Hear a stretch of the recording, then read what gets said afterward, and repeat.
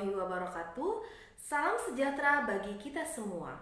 Berjumpa lagi bersama saya Anissa Fitri SPMSI, dosen program studi agribisnis pangan Politeknik Negeri Lampung dalam mata kuliah Perilaku Konsumen.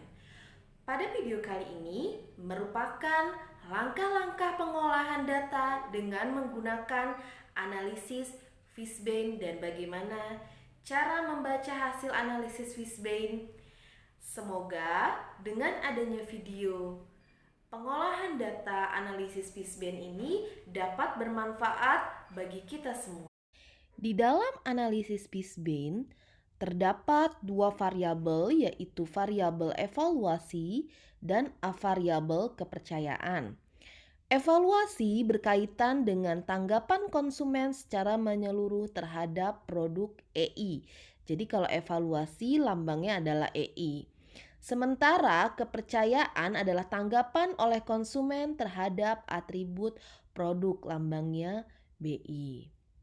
Ya, rumusnya merupakan AO sama dengan sigma I1 sampai dengan N BI dikali EI, di mana AO merupakan sikap terhadap objek, BI merupakan tingkat kepercayaan, EI merupakan evaluasi, dan N merupakan jumlah atribut. Ya, ini merupakan rumus dasar dari analisis Fishbane. Nah, kemudian setelah kita analisis, nanti kita akan kategorikan ketika nilainya apabila kepercayaan mendapatkan nilai rata-rata 1,0 antara kurang dari sama dengan 1,0 dan 1,8 berarti sangat buruk. Apabila nilai EI-nya di antara nilai 4,2 sampai 5,0 rata-ratanya berarti sangat baik. Begitu pula dengan evaluasi. Ya, ini merupakan tabel kategori setelah kita nanti akan melakukan perhitungan di Excel. Kemudian yang ini merupakan ada juga kategori penentuan sikapnya, ya. Sikapnya apabila nanti nilai sikapnya di antara 20,2 sampai 25,0 berarti sangat positif terhadap produk tersebut, ya. Kemudian ini merupakan contoh dari kuesioner untuk analisis Fishbane ini, ya. Jadi ini merupakan contoh dari atribut sifat konsumen terhadap atribut jeruk Medan, ya, jeruk Medan dengan jeruk Mandarin. Pada atribut evaluasi ini rasa ini jeruknya ini secara keseluruhan, ya.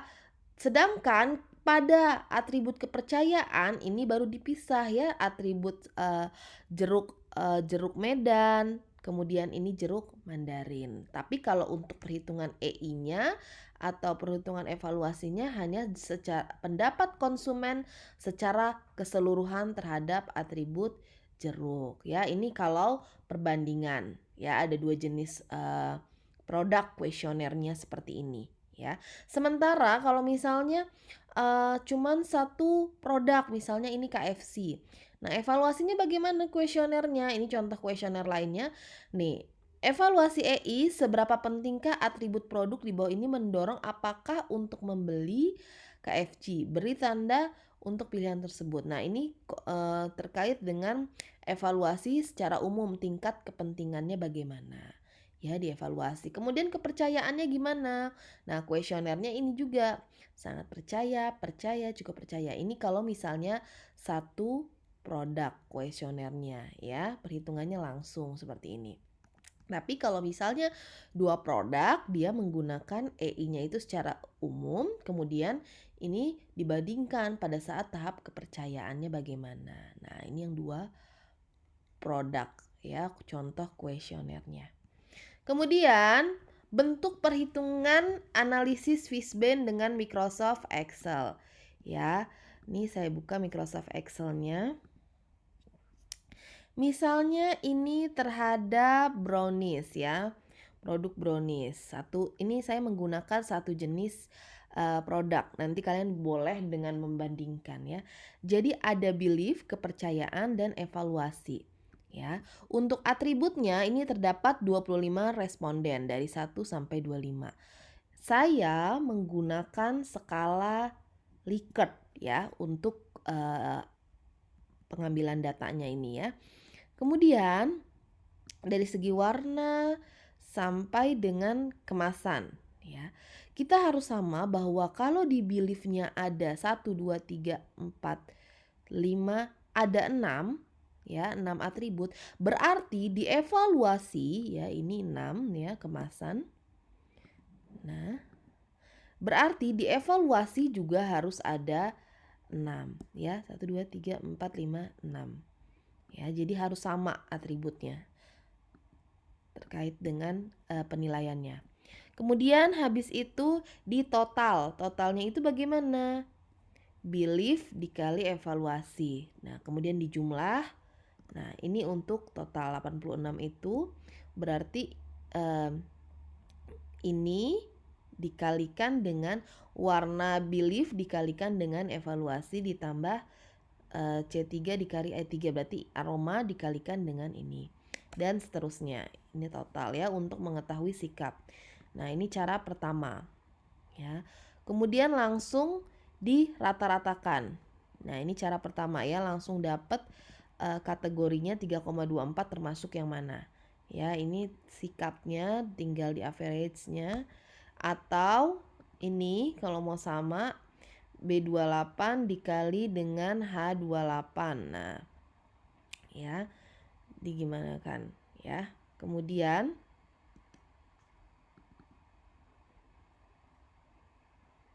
B28 dikalikan dengan H28 dan seterusnya dijumlahkan. Ya, ini dikali ini dan seterusnya. Oke. Nah, ini cara pertama ya, cara mudahnya. Ini pakai yang sikap yang ini. Nah, tetapi saya menganjurkan untuk menggunakan cara yang kedua. Nah, kita bikin lagi tabel dari warna, aroma, kemasan, dan sebagainya. Pertama, kita menggunakan rumus count if. Count if itu untuk menghitung skor 1 itu pada warna berapa orang sih yang menjawab. Nah, count if sorot dari yang atas sampai ke 25, kemudian beri tanda dolar. Biar apa? Biar kalau misalnya ditarik ke samping-samping ini nggak gerak dia. Ya, biar sama. Kemudian 1 ini melambangkan apa? Nah, jumlah orang yang menjawab 1 itu berapa orang? Nah, makanya pakai count if. Untuk skala 1 yang menjawab 1 dengan kategori 1 itu berapa orang? Ya, di sini itu yang jawab 1 itu ada berapa orang sih jumlahnya? Oh, ternyata 3 dari warna ini. Kemudian ini count if lagi. Yang ini 2 ya. Berarti berapa orang sih yang jawab di sini itu 2 jumlahnya? Oh, ternyata 8 orang yang menjawab 2. Kemudian yang ini juga count if lagi, sorot dari atas ya. Nah, kalau misalnya udah didolarin kan enak, dia tidak perlu berubah-ubah angkanya ya. Nah, kemudian ini 3, ada berapa orang sih yang jawab dengan skala Likert 3 itu? Oh, ternyata 3 orang. Kemudian 4 itu berapa orang? Ya, count if lagi, sorot dari atas ya, 4 ya, tinggal diganti aja nanti ini 4 ya. Berapa orang yang menjawab 4 itu berapa orang? Kemudian yang jawab 9 itu berapa? Yang jawab 5 itu berapa orang? Ternyata 9 orang. Kalau misalnya ini dijumlah, hasilnya harus 25. Karena jumlah responden ada 25. Nah, aroma juga sama, tinggal di count if aja. Berapa sih yang jawabannya 1? Nah, kemudian dan seterusnya harus 25 ya. Kemudian habis itu tinggal dikali-kali ya. B31 berarti yang 3 orang dikalikan dengan skala Likertnya 1. Nah, kenapa ini didolarin? Biar kalau misalnya nanti ke samping ini biar tidak berubah ya. Jadi ini dikalikan dengan skalanya atau skornya 1. Kemudian ini dikalikan dengan ini, ditambah ini dikalikan dengan ini, dan seterusnya. Dapatlah 81. Berarti kategori untuk B1 warna berapa? Nah, berarti B39 dibagi dengan B36, atau jumlah dari yang ini dibagi dengan jumlah yang respondennya 25 dan seterusnya ya. Ini hasilnya, ini terus sama aja ya. dan seterusnya. Setelah dapat hasil yang ini 3,24 ini kemudian kita buat tabelnya di sini. Evaluasi untuk rasa 4,4. Nah, ini ya evaluasi 4,4. Kemudian untuk itunya berapa? 4,12 ya. Kemudian sikapnya berarti gimana? 4,4 dikalikan dengan 4,12. Evaluasi dikalikan dengan kepercayaan, dapatlah sikap konsumen. Setelah dapat ini, kita kategorikan. Kita balik lagi ke sini. Ya. Kita kategorikan. Nah, ini dapat dari Excel ya. 4,4 dikali 4,12 dapat 18,13. Kemudian kita kategorikan. Ya. Dari saya ambil contoh dari yang ini ya, hasil tingkat kepentingan atribut kukus dari segi evaluasi kepentingan dapat 4,4. Nah, 4,4 ini termasuk kategori yang mana kalau di sini? Nah, 4,4 termasuk kategori berarti di sini ya sangat penting berarti ya di sini. Tingkat kepentingan sangat penting. Nah, maka hasil penelitian tingkat kepentingan atribut kukus tepung ubi kayu tinggi protein menunjukkan bahwa responden menilai atribut brownies tepung ubi kayu tinggi protein itu sangat penting. Ya, harus ada kata-kata sangat penting. Penentuan sangat penting dari mana? Dari yang tadi tabel itu ya, atribut rasa skor 4,4. Ini merupakan interpretasi dari hasil ini ya, hasil rasa ini. Kemudian setelah itu kalau sudah diinterpretasikan yang ininya secara statistiknya ya, secara perhitungannya, kalian harus dukung dengan beberapa penelitian ya. Nah, biasanya yang salah itu kalian udah interpretasi statistiknya tetapi penelitian yang lain yang mendukung tidak ada. Nah, kemudian tambahkan berdasarkan Nafsiyah tahun 2013 dan Yulia 2017 menyatakan atribut rasa menentukan selera konsumen yaitu suka dan tidak suka terhadap produk. Menurut Sumarwan 2013, atribut rasa merupakan salah satu faktor yang melakukan keputusan pembelian. Jadi jangan hanya diinterpretasikan tapi tambahkan dengan teori-teori yang mendukung atau penelitian-penelitian yang mendukung ya. Nah, kemudian tingkat pelaksanaan atribut belief atau kepercayaan ya. Nah, didapat 4,12. Nah, 4,12 kita lihat lagi di tabel ini. Berarti dia termasuk kategori yang baik ya di sini.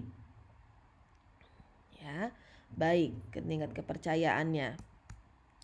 Nah, tingkat pelaksanaan atribut diketahui bahwa memiliki keyakinan atribut rasa atribut yang paling baik ya, paling baik. Ada kata-kata baiknya di antara atribut yang lainnya ya, bukan sangat baik tapi dia di kategori baik, nggak masalah. Nanti kalau kalian sudah berhitung bandingkan dengan tabel ini ya. Kemudian setelah itu ini 4,12 ya. Nah, ini kurang kan penjelasan ininya, nanti tinggal dicari data penelitian atau teori mendukung terkait dengan rasa ya bagaimana. Kemudian menurut Wahidah tahun 2010 kita akan menginterpretasikan sikapnya ini ya.